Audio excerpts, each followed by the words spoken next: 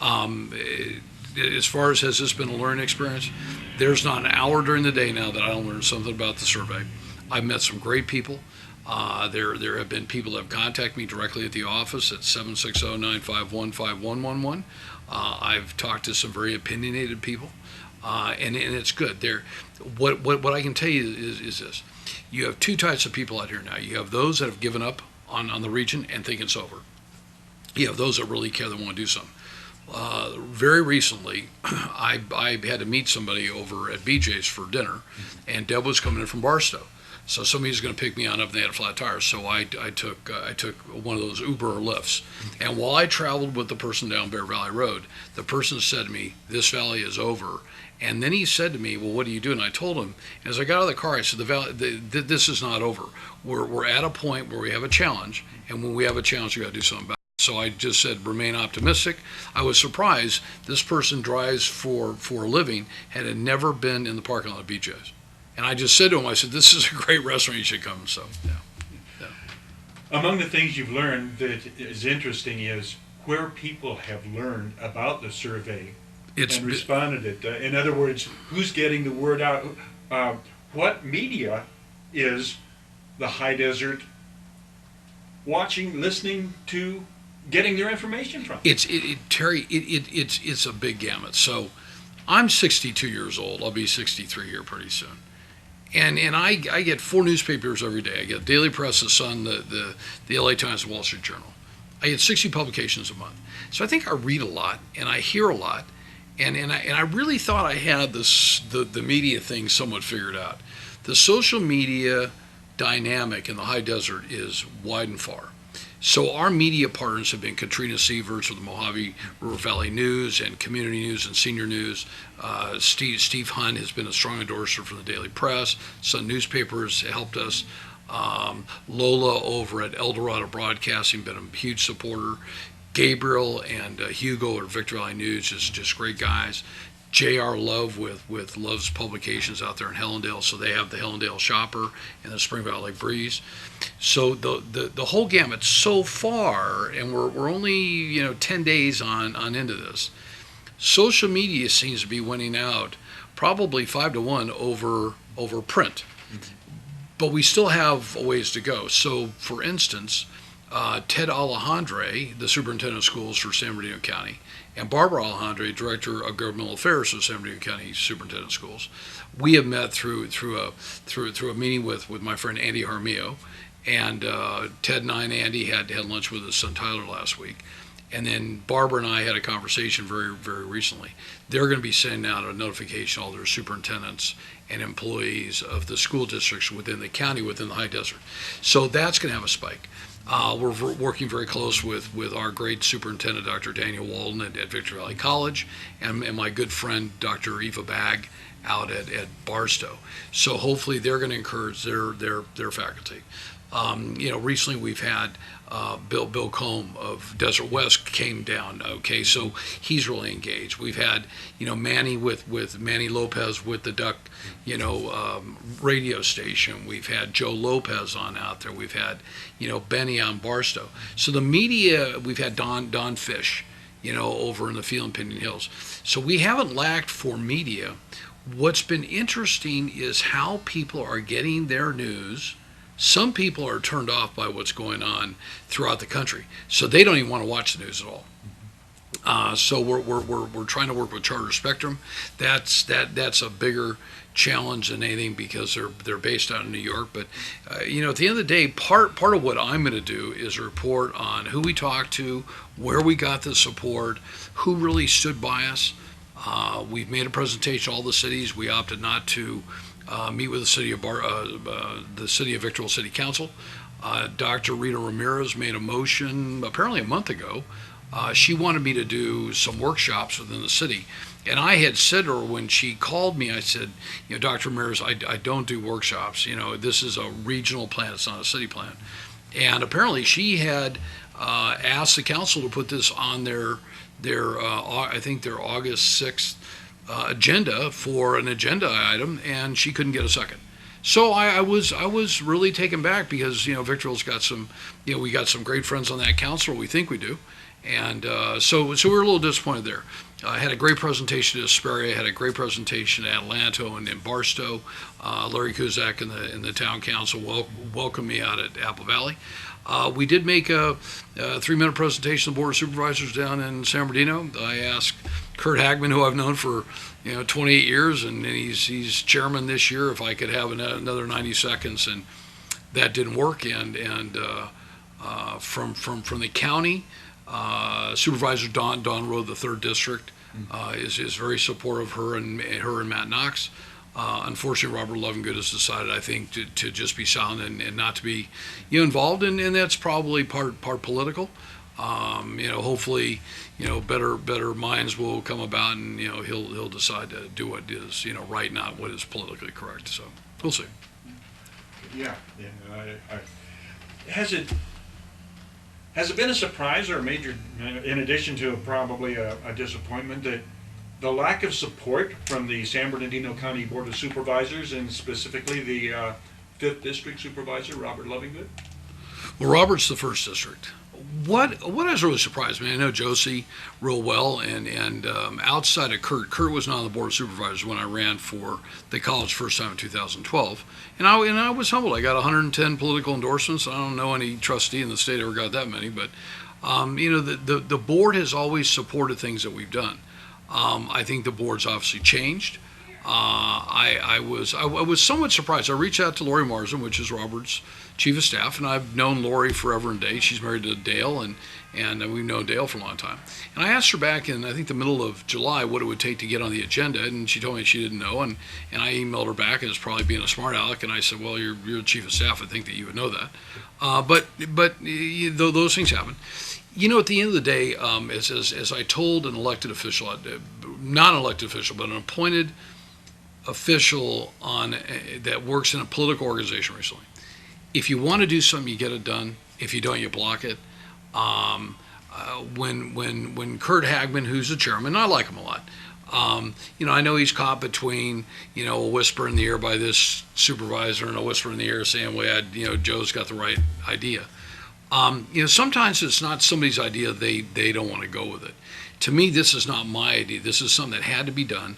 The valley's broken. Most people recognize it, and we need to do something about it.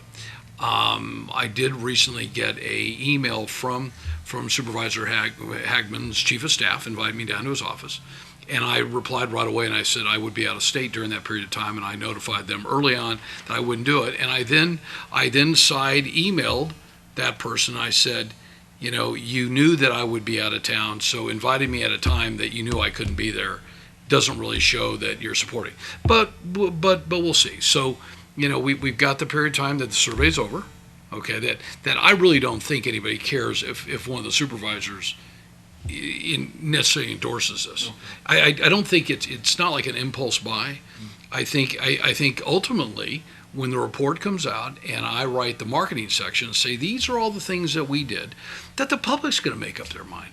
The public's going to make up their mind because ultimately, the private sector and the public sector, like it or not, are going to have to sit down, put the egos back in the back burner, and really figure out what's gone wrong. And hopefully they'll do it with the help of Dr. Husing, who's really taken an independent look at this. He's 78 years old. And as he said, Joe, I might say some things in the report that may not be real popular, but that's the way it goes. And I say things the way that they are. And, 98% of the people like it. There's always that 2% that doesn't like it. And you know what? I get that too.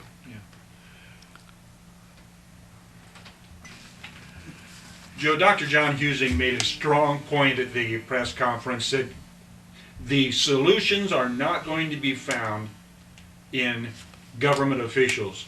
And you made the statement prior to this interview that you're really disappointed, you're not happy with the government process.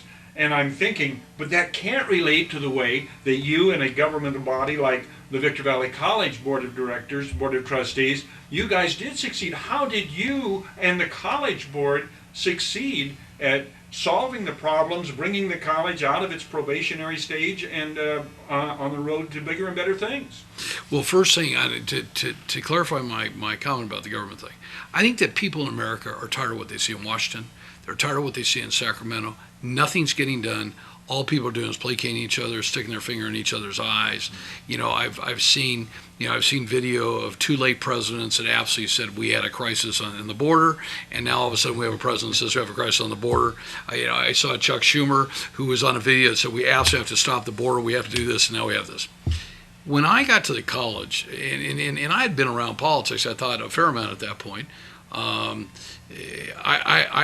didn't think it would be so difficult, but when I got there, what I found was we had a very toxic atmosphere. We had no trust between our constituency groups and management. I think that people in management, I think the board had failed. I think the board had failed for years and years and years. I think that the board was just walking in emotion and doing whatever the superintendent president said versus the president superintendent working for the board.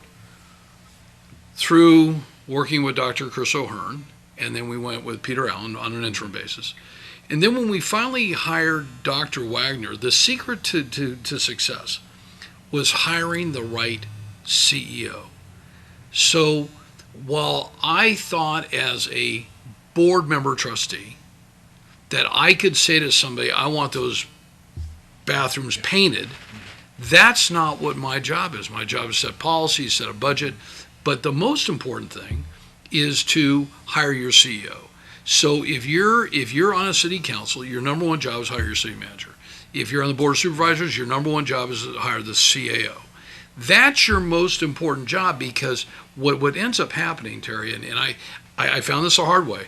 I bucked the system because I really thought that I knew how the system would work. Ultimately, you have to get a board that works together for the common goal. Our board finally had to decide, and we had wars for probably 3 years. We had a community group up here that, Dr. Pat Caldwell and Holly Noel and Diana Carloni and Shannon and multiple. Brandon Wood was actually a part of that group. Got involved and said enough is enough. So we had a $3.5 million structural deficit. We finally did that, but we had to chip away at it. We had to really reestablish a trust with all of our constituency groups. Today, when we go to our board meetings, my blood pressure is the lowest it's ever been for the last 3 years. Why? Because we've hired the right CEO, Dr. Walden, that took over for Dr. Wagner. I mean, Roger Wagner was just absolutely the right guy at the right time. He believed in servant leadership. He had no ego. It was all about the better of the team. And I think that he brought a lot of trust. Once you bring that trust in, now you can make the fundamental changes.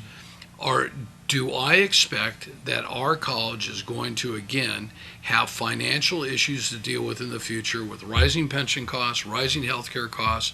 All those costs are not decreasing, they're going to increase. Are they going to have it at the county level? Are they going to have it at the city levels? Yeah. The question is, how do you deal with it?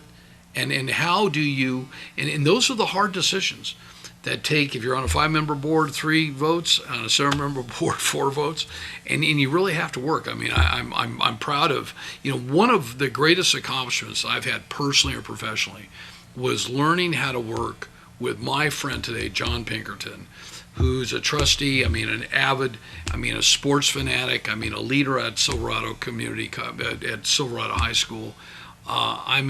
One of probably the greatest counselors I think that has ever worked in the entire high desert region. There's not anybody that he hasn't touched. And when we finally sat down and figured out how to work together, we figured out to work together based on students. And ever since then, that's why I call him my sixth brother. And, I love him to death. And we talk all the time. And we disagree. He's the first one to say, Joe, I'm a left-wing socialistic Democrat. I'm a right-wing conservative Republican. But you know what? The two of us can be civil. We can have a conversation, we can be respectful, we can hug each other, and we can walk away. Not like they're doing today in Sacramento or even on some local politics. Some of our local politics, I think, have a way to go, but we'll see. Hopefully this survey is going to help bring the pieces together and really allow our government officials to show us what they got. Show us what you got, okay? Get to the table. Once I'm done with this, I'm done. I'm not running for Congress. I'm not going to run for supervisor. I'm not running for dog catcher. I'm done. I said to my wife at this point, December 13, 2022 at 6 o'clock, I will have served my community and I will be done, and I can then do other things. Yeah. Very good, yeah. A lot. Joe, can you clarify some of the situation? I don't know if you call it a struggle, but what's going on with Spring Valley Lake and other entities? Well, Terry, Spring Valley Lake is 50 years old. It was built by Boise Cascade, and and in some cases still shows its age. The state through SB1, that tax that we got here about a year ago, the big one, just sent down a check for $12.4 million through the county. So it didn't necessarily come through our board of supervisors. The board voted on it, starting probably sometime around September 1st. For a 5-month period, you will see 95% of all the roads in Spring Valley Lake repaved.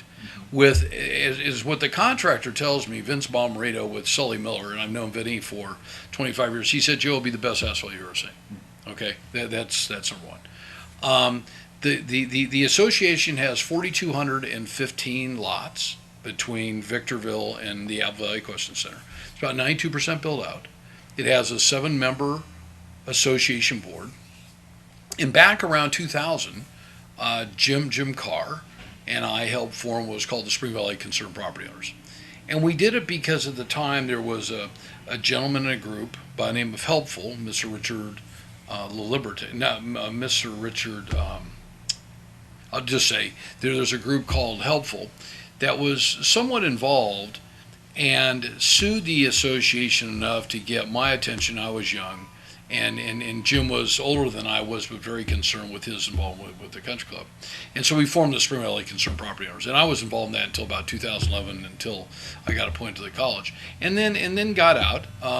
Unfortunately, I was sitting on the country club board of governors at Spring Valley. So Spring Valley Country Club is owned by Club Corp of America, largest country club operator in the world. Very few people actually know the value of Spring Valley Country Club. It's a Robert Trent Jones Jr. senior golf course, very similar to one that I play fairly regularly when I'm over in Sedona and Prescott. It's called Oak Creek, built about the same period of time. And that's currently somewhat for sale because it really hasn't made money. They haven't been able to bring in the membership. Basically, I think part and parcel to why we're doing the survey, because the market's been fairly flat, and hopefully by next March or April we'll be able to share the findings with David Pillsbury, who's the chairman of Club Corp, and say, here's a written report of what. But so you have a 7-member board, and then you have a separate entity outside called CSA 64, County Service Area 64. It's one of, I believe there's 70 CSD, county service areas, that supply water, sometimes sewer, sometimes trash, to a lot of the unincorporated areas. So they now have a CSD out in Pinion Hills. It's called the Pinion Hills Field CSD.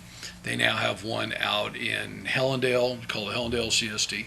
And those two right there were really needed differently than what our CSA does. So our CSA supplies water and sewer, the cheapest water of anybody in the region. I mean, I always feel bad for all my friends in Apple Valley because they're paying so much, but we actually have by far the cheapest water around, and we have great water. Some people would argue that Hesperia's water is maybe a little bit better, but I mean, we still have great water.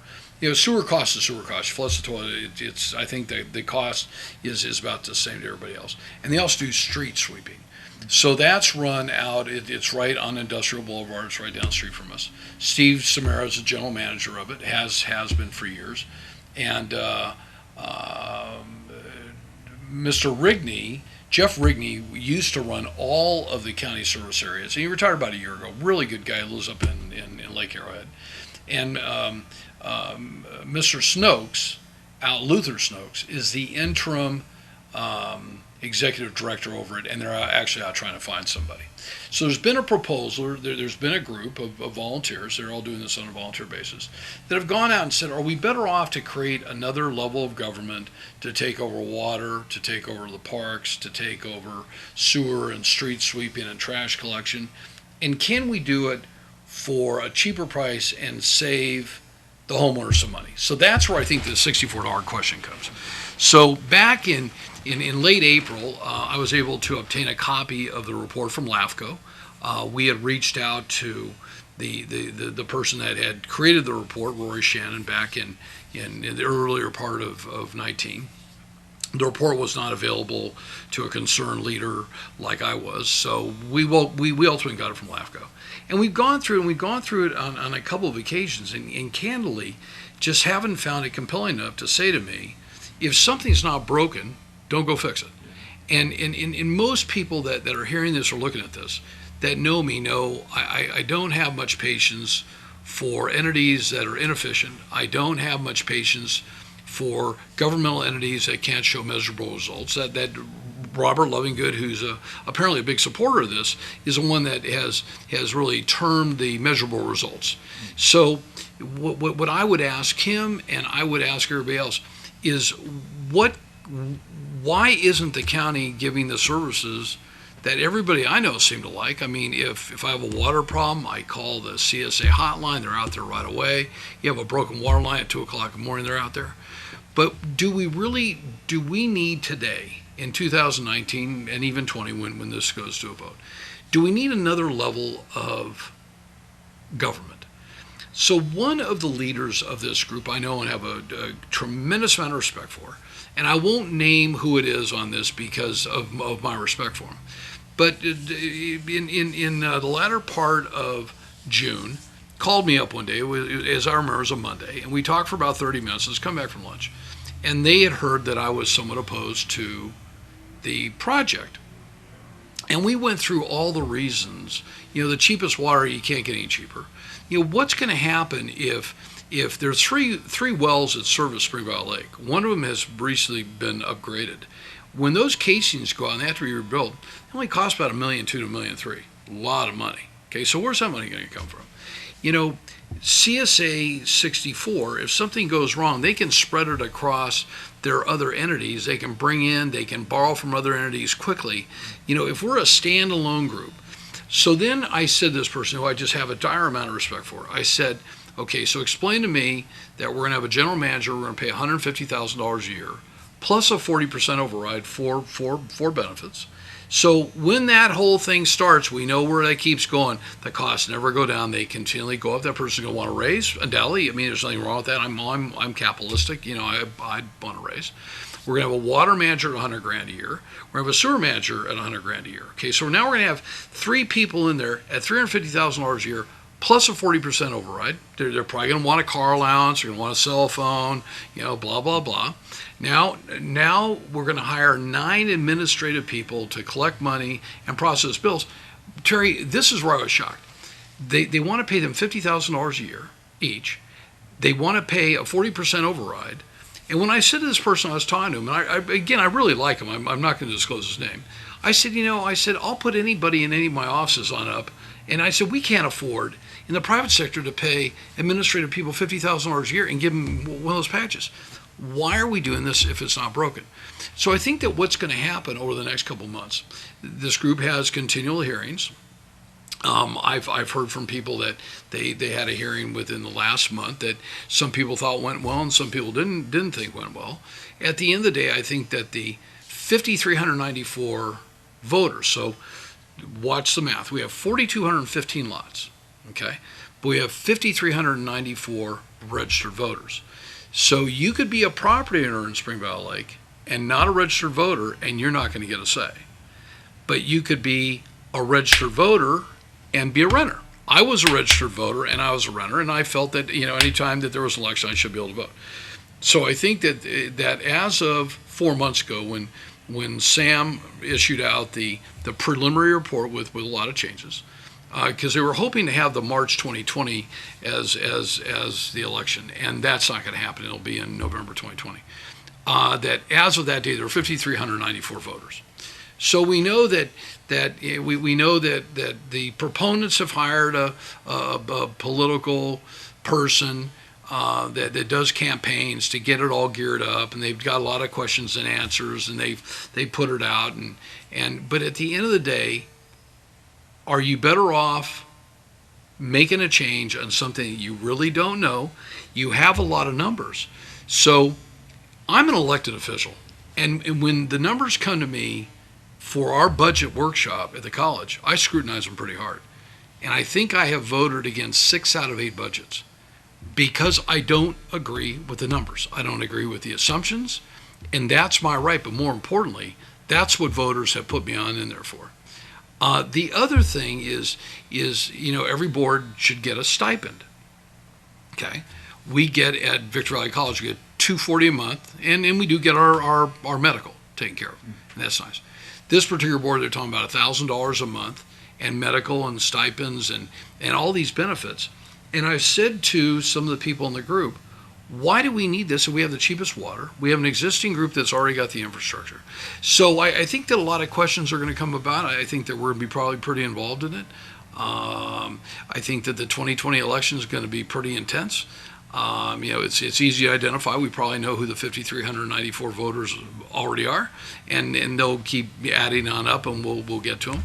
And I think that people are really going to want full disclosure about why do we want to change if there's nothing wrong. And again, I'm not one that necessarily loves government. I appreciate working with good government. I mean, I love working with Rod Yankee down at the city of Hesperia and Keith Metzel. We got great relationships with all the cities and even with people in the county. But there are some governmental entities that are just not efficient. You take Mojave Water Agency, probably one of the best around. AQMD, one of the best around. We've got some great entities out there. Why would we want to go change them if there's nothing wrong with them? So I just don't get it. And I don't think it's good to further other people's political interests or their financial interests to do it if something's not broken. You mentioned 2020 and March of 2020. As far as the survey is concerned, and the Mojave River Valley activists, so to speak, going to be some big happenings in April 2020 with the survey. I'm really, Terry, I think, by then I will have been up here 31 and a half years. I've seen some great times. I've seen some challenging times. You and I were both here the night of December 28, 1988, when the closure of George Air Force Base, Norton and Marsh happened. We were both here on 4 years of date, December 28th of 1992, when the padlocks were actually put. You and I were both here when we went through a 7-year protracted fight on who was going to get control, Vita or Adelanto, and $16 million was spent. We were here through the boom. During that boom time, we built 34,400 homes. Okay, we've only built 4,000 since. So we're only down by like 88%, but we're down tens of millions of dollars of money that go to the cities in road fees, DIF fees, flood control fees, sewer fees, all that. Let me give you a stat that's going to be interesting to see what Dr. Husing comes on up with. And this is deep in my heart, and it impacts a lot of people in the high desert region, not just in the real estate business, but home inspectors, escrow companies, title reps, and all the people that are ancillary to the home industry.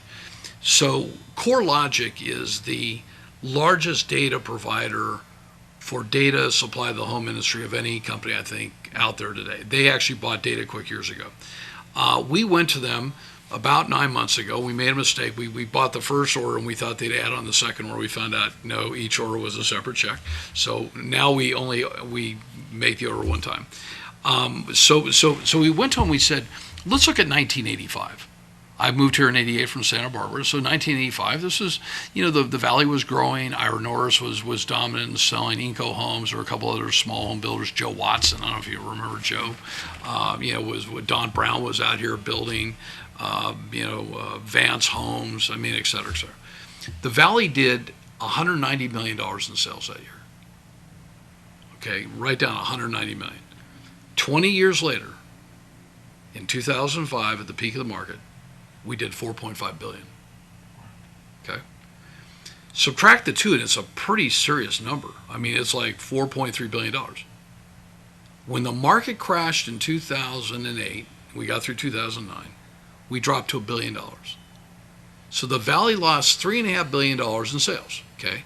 So that's taxes to the assessor, that's taxes to the county, that's commissions. So when I recently met with our friends of the High Desert Association Realtors, which I'm proud to be a member of for 31 years, Realtor of the Year, the only one I think that ever became the commercial Realtor of the Year, the commissions in 2005 to our industry at 5% were $224 million. Today they're $87 million. So you take that money out of a market like this that impacts people's buying power, where they go to the mall. It takes their food. It takes away from charities. So, all the way down the line. So we're right now, the Valley's doing about $1.7 billion a year. And so that's going to be interesting. So getting back to 2020, I got kind of off. I think that Dr. Houston, I've got a tremendous amount of respect for. John and I agree on 95% of things, and we disagree on 5%, and we're still great friends. He's 78 years old. When I talked to him before he gave me his proposal, he said, Joe, he said, some people are not going to like what I have to say. He said, there may be some elected people that don't like what I have to say. There might be some people in your industry that don't like what I have to say. But he said, I'm going to say what I have to say because I deeply care about the Inland Empire. I deeply care about the High Desert region. I call it the Mojave River Valley region. And I think that when he comes out, I think this is going to be not only one of his best studies, but I can tell you that he is deeply, deeply concerned. He has shared with me his concerns for the last 10 years. We sat down, and John and I and James Ramos, when he was supervisor, met with Robert Lovingood after he was elected, and 7 years ago suggested we do this, and we were told no. So the only way you get it done is you got to go do it yourself, and I think that he'll come out and he'll give us a study, and what it has to say, it has to say. And then I think it'll be time for the Valley to come together. Terry, we've got the talent up here. I've seen the talent up here. I've sat on committees years ago. I kind of spent my time. I've sat afar, and I've seen other people do their committee work. I've seen other people involved in the chambers and the Kiwanis and the Rotary and the Lions Club and all the others on up here. We have the talent. The question is, do we have the will? Do we have what it takes to sit back and say, let's forget who did this, let's forget whose idea this is? Is it time that we do what's right for our kids and our grandkids in the future of the High Desert region? And I guess we're going to find out in 2020. I'm looking forward to it.